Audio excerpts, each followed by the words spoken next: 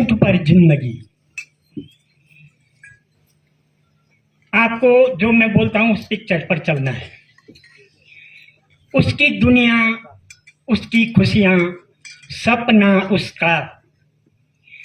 उसकी दुनिया, उसकी खुशियां, सपना उसका।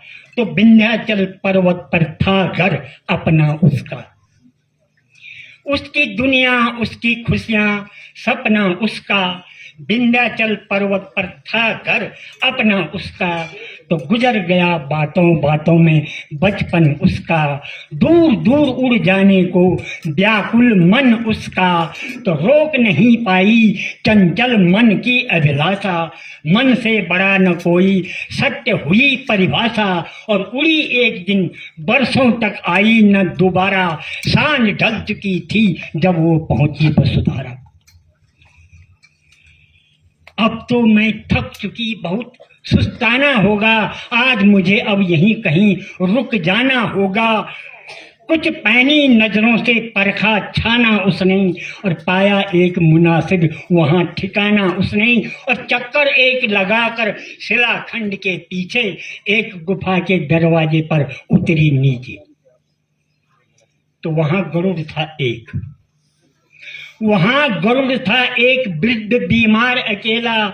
था भूखा प्यासा बेबस लाचार अकेला। बस केवल कंकाल रह गया था बेचारा। और नजरों से सब हाल कह गया था बेचारा। कि उचित समय पर यहाँ आगमन हुआ तुम्हारा। उचित समय पर यहाँ आगमन हुआ तुम्हारा। पूरा अब हो चुका यहाँ पर सफर हमारा। करती रहना तुम इस घर को याद हमेशा। और तुम रखना मेरे घर को आबाद हमेशा। तो इतना कहकर वो घर छोड़ दिया था उसने। और लुढ़क गया, शायद दम तोड़ दिया था उसने। अब गरुड़ तो निकल पड़ा। अब चील बहुत हैरान हुई, कुछ समझ न पाई। पीड़ा के लक्षण चेहरे पर पड़े दिखाई। प्रकट नहीं कर पाई कुछ अपनी मजबूरी। और करती रही तमन्ना लेकिन उसकी पूरी 20 बरस तक। तो 20 बरस तक हुआ न वापस आना उसका। तो था कितना विचित्र वो वचन निभाना उसका। लेकिन आज अचानक याद कहानी आई। मन के दर्पण में तस्वीर पुरानी आई। घर की चौखट तक सीमित बंधन की यादें। फुदक फुदक कर आंगन में बचपन की यादें। फिर उड़ उड़ कर उस आजाद गगन की यादें। हरे भरे उस सुंदरतम मधुबन की यादें।